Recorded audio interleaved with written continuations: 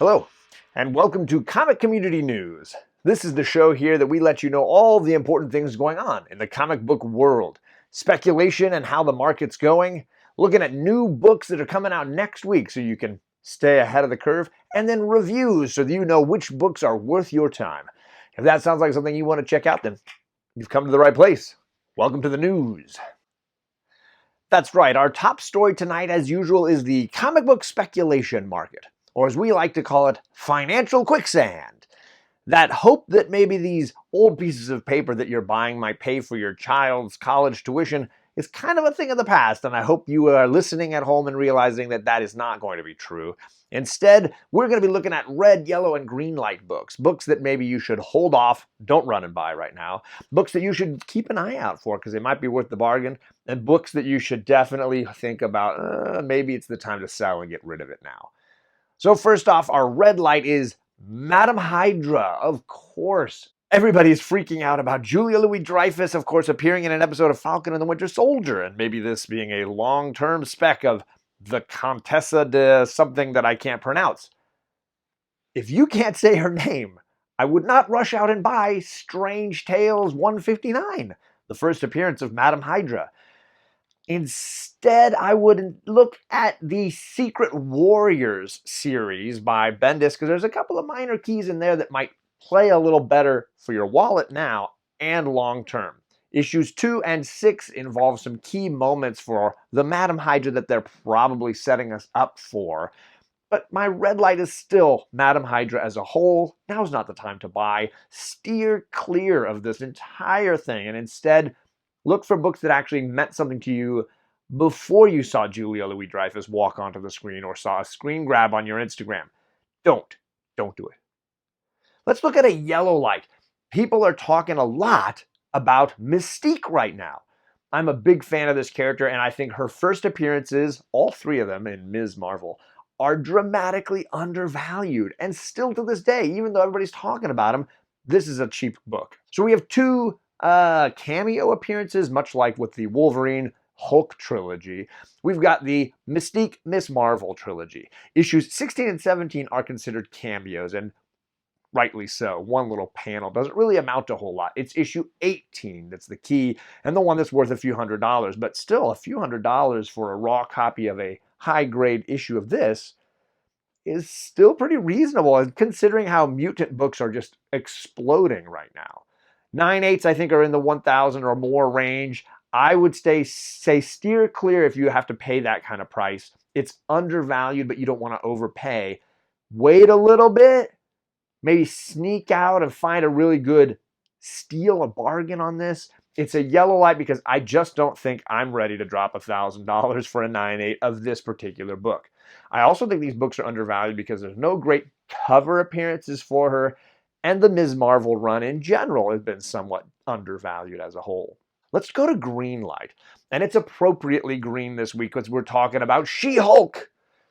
I still think, much like Mystique, these are really undervalued keys. Of course, you can talk about Savage She-Hulk, which really, it's just issue number 1 that's the key. The whole run, not a really great read. I don't think they figured out the chemistry of this character right away.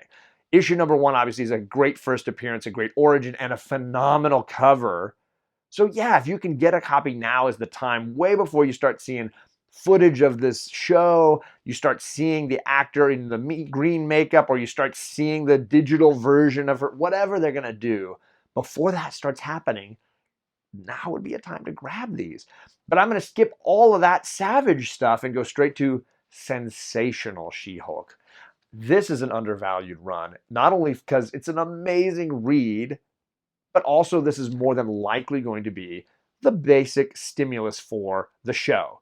So snagging issue number 1 here, or some of the keys therein, might be a better choice overall. So this week's green light is the Green Mean herself. We're talking She-Hulk.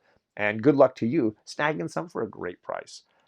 That's our Spec Watch. Let's get on to some reviews. John, back to you. Thank you, John. Yeah, we got some great reviews for you. Those books that I think you should check out, or books that you should maybe avoid. I got a DC, a Marvel, and an indie book that I've read, and I'm going to let you know Should you check any of these out? We're starting off with DC and Green Lantern #1. That's right, the launch of a new Green Lantern series. I will say I was really underwhelmed by these covers. Wow. If you are like me, you might have noticed, ooh, that great Malieve 125 is awesome, and it was, but that's the only one. These other covers are really, really bad, and it's a shame. And if I look ahead at issue #2 coming in about a week here, that cover's no better. I don't know how you make these characters look this way, but that is definitely hurting the spec value or the interest in this series. Overall, how is the read? I thought it was fun. I thought it was entertaining. I don't think it was top tier DC these days, but I definitely could set up some groundwork for some things to come. I'm a Green Lantern fan, so you know I'm going to be getting at least a few issues of this to see how it kind of levels out. Issue #1, I'm going to give it a 7.5 out of 10 to get started. I think it's middling, but has enough there to hook me, especially John Stewart, which I'm a big fan of that Green Lantern. So hopefully you get a chance to check out that book as well. Over at Marvel, we're going to talk about Thor and Loki's Double Trouble. This is a great all-ages book. I'm a big fan of the Spider-Man Venom Double Trouble that came out last year, and you can get that in trade for your nieces, nephews, and children. I will say this one is picking up right where the other left off. A great duo and the trouble and shenanigans that they get up to. I think this could be a really fun read just like the other. It's not as good. The comedy is a little bit less. It feels a little bit more for children and a little less for all ages. But I'm holding out hope that this will end just as strongly as the Venom Spider-Man Double Trouble did before. So there's a little fun all ages Marvel read for you. But now let's get away from all ages. Let's get to indies. And I will say this was a phenomenal indie. We're talking Phantom on the Scan. Cullen Bunn, great writer, coming up with a fun, dark, mysterious kind of horror indie here. This is from Aftershock Comics. I will say this took me by surprise. I was not expecting as good a book as this ended up being. You've got the mysterious comet that flies by one day, and all the characters in the book were affected by it, most of them given some kind of mental powers. Our lead character was a young boy at the time and seems to have a friend of his that passed away that he can communicate with. And now he's using that friend to gather up all these other people that have the same powers as him to avoid what's happening to all of them, which is they are slowly starting to die. There's a lot of great elements. I got a sort of, a Stephen King kind of vibe from this. I don't know where they're going to take this. There's a lot of options, but this was definitely another great Aftershock book.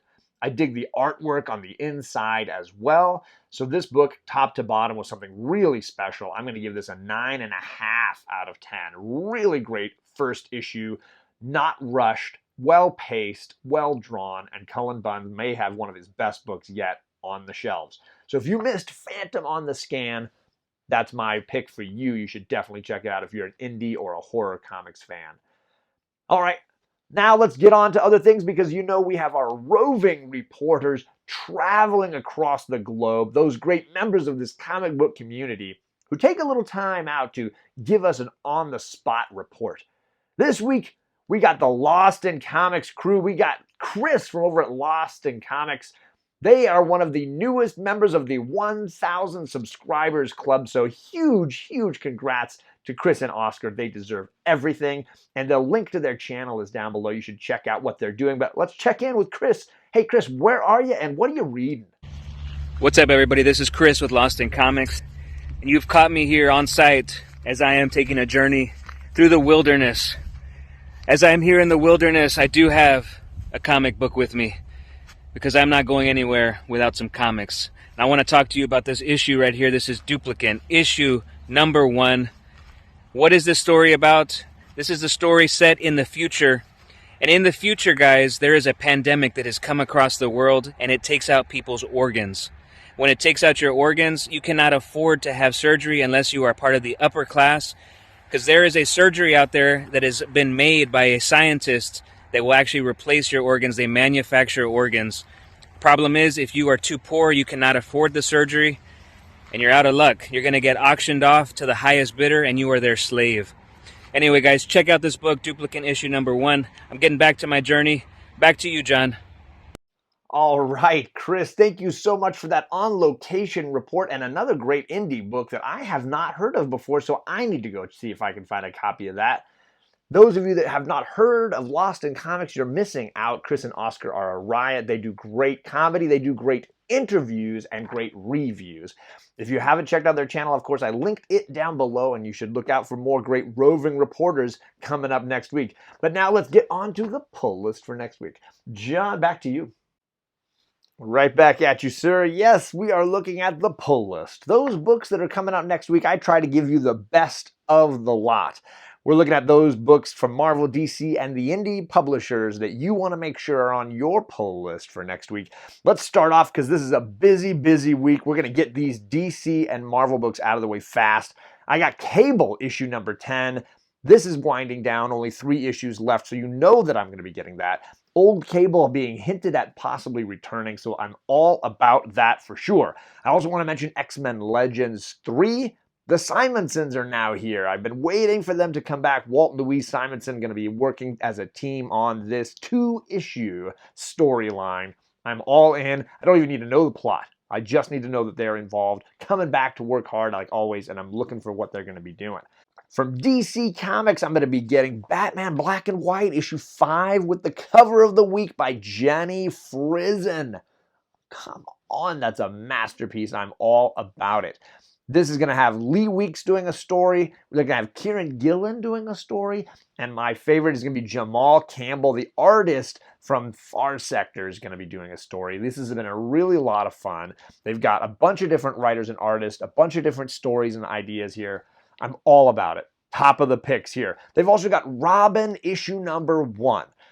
This is going to be a fun new book. I like Damian Wayne a ton. This is going to be an exciting story arc. There's a tournament going on within the League of Shadows, and Damian's got to see if he can win the tournament. His mom, of course, going to be involved as well.